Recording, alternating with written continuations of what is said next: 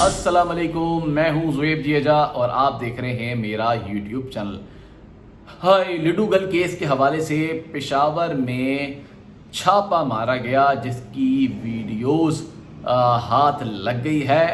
और ये बड़ा एक अजीब मामला है जो आपको समझाना है थोड़ा सा डिटेल में, ताकि आपको मालूम हो सके कि आया चल क्या रहा है और क्या क्या कुछ हो सकता है और क्या क्या नहीं हो सकता। जो ना हो इस मुल्क के पाकिस्तान में वो कम है और जो हो वो तो सबके सामने ही है, वो कोई ढका छुपा नहीं है। जब पेशावर में छापा मारा गया तो जो गैंग है उनकी जानिब से जो सिम इस्तेमाल की जा रही थी, जब उसकी तहकीकात शुरू की गई तो पता चला कि वो सिम कहीं पेशावर में ऑपरेट हो रही है और कहीं दिन तक उसकी निगरानी की गई उस सिम की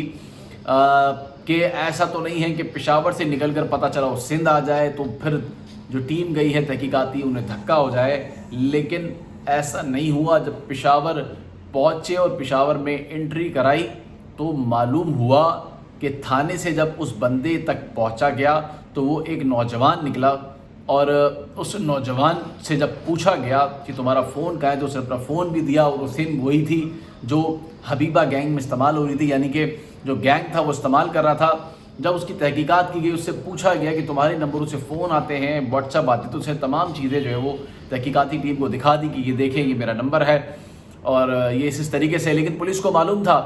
कि ये जो शख्स जिसको हम पकड़ रहे हैं ये वो नहीं है, क्योंकि वो गैंग के साथ राब्ते में थे। लेकिन चूँकि फैमिली साथ थी और पीछे से CPL थी उसको लुक आफ्टर कर रही थी, तो उनको भी कोई ना कोई जवाब तो देना था, लेकिन उन्हें पता था ये वो नहीं है। लेकिन खैर, तो जो सिम थी वो थी गैंग की बहन के इस्तेमाल में, उसकी बहन के इस्तेमाल में थी। और जब उसे पता चला कि ये वो शख्स जो नौजवान की सिम इस्तेमाल कर रहा है, जब से पूछा गया तो उसने कहा कि मैंने किसी को नहीं जानता, ना मैंने किसी को रब्ता किया। लेकिन फिर उसको CDR दिखाई, फिर तमाम चीज़ें निकाली तो उसके फ़ोन से भी निकाली तो मालूम हुआ कि ये सिम कुछ ही दिन पहले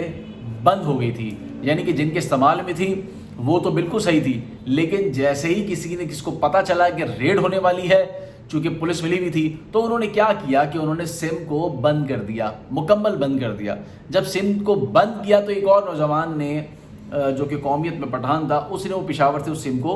रजिस्टर्ड करा लिया अपने नाम पे। तो इस तरह से उसकी सिम से जब वहाँ तक पहुँचे तो पता चला कि वो तो ये लड़का है, वो तो लड़की है ही नहीं। तो फिर इस तरह से भांडा फूटा कि ये सिम को बंद कराया गया और रेट का मालूम हो गया था और छापा मारा गया। तो वो अचानक से जो है वो आगे पीछे हो गए और वो उस लड़के ने, फिर मोहल्ले वाले आ गए, उन्होंने बड़े वसूख से कहा, उन्होंने जिम्मेदारी ली इस लड़के की कि ये बहुत अच्छा लड़का है, ये किसी फेल में नहीं है, ये बड़ा पढ़ा लिखा नौजवान है, तमीज़दार है, बाअखलाक है, इसकी फैमिली बहुत अच्छी है, बैकग्राउंड बहुत अच्छा है, इसकी हम ज़मानत लेते हैं कि ये लड़का इस तरह का कोई घिनौना काम, ऐसी घिनौनी हरकत नहीं कर सकता। उन्होंने बाकायदा पुलिस को लिख कर दिया कि अगर फिर भी कभी आपको तहकीकात करनी हो तो हम इसे लेकर आ जाएंगे आपके पास। तो फिर इस तरह से पुलिस को असली सिम तो मिल गई, लेकिन असली मुलजिम नहीं मिल सका और फिर पुलिस जो है वो किसी और डायरेक्शन पे जो है वो चल पड़ी। फिर साथ में अब हो क्या रहा है, अब उन्हें ये पता चल गया है गैंग को कि हमारे पास राज़ीनामा के अलावा कोई दूसरा रास्ता नहीं है। आज नहीं, कल नहीं, परसों नहीं, जिस तरह शहला रज़ा मुसलसल लगी हुई हैं, तो मुझे मालूम होता है कि वो उस गैंग को गिरफ्तार करवा कर ही छोड़ेंगी।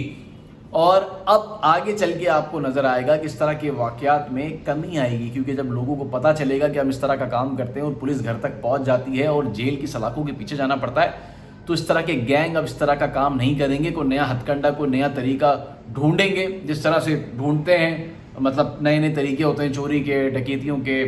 लूट मार के, तो उस तरह ये भी कोई नया तरीका ढूंढेंगे। लेकिन खैर ये तरीका शायद आगे चल के मुझे लग रहा है कम हो जाएगा।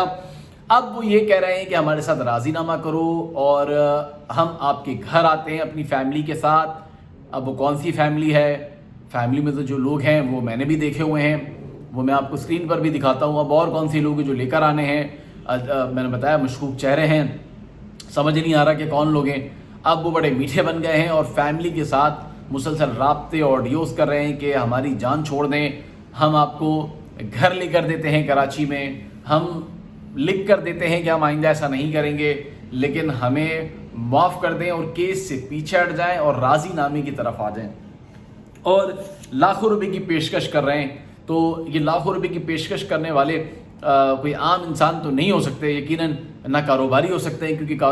کاروباری شخص کو بڑی تکلیف پہنچتی ہے جب اس کی عزت اس طرح سے خراب ہوتی ہے. تو یقیناً یہ کون لوگ ہو سکتے ہیں، یہ آپ بہتر طور پہ خود بھی اندازہ لگا سکتے ہیں. اب راضی نامے پہ بات آ گئی، جس طرح سے ظہیر والوں نے بھی کیا تھا کہ راضی نامہ کر لیتے ہیں، اور جس طرح سے ایک ڈرامہ رچایا تھا، لیکن مہدی کا آدمی پیچھے نہیں ہٹے تھے. تو یہاں پر والدہ بھی سٹینڈ لے کر بیٹھی ہوئی ہیں کہ میں پیچھے نہیں ہٹوں گی اور میں کیفر کردار تک پہنچا کر رہوں گی کہ کس طرح میری بیٹی کے ساتھ ظلم و زیادتی ہوئی ہے، اور اس میں کوئی دو رائے ہے بھی نہیں. تو لاکھوں روپے کی پیشکش کا معاملہ بھی سامنے آ گیا ہے، اور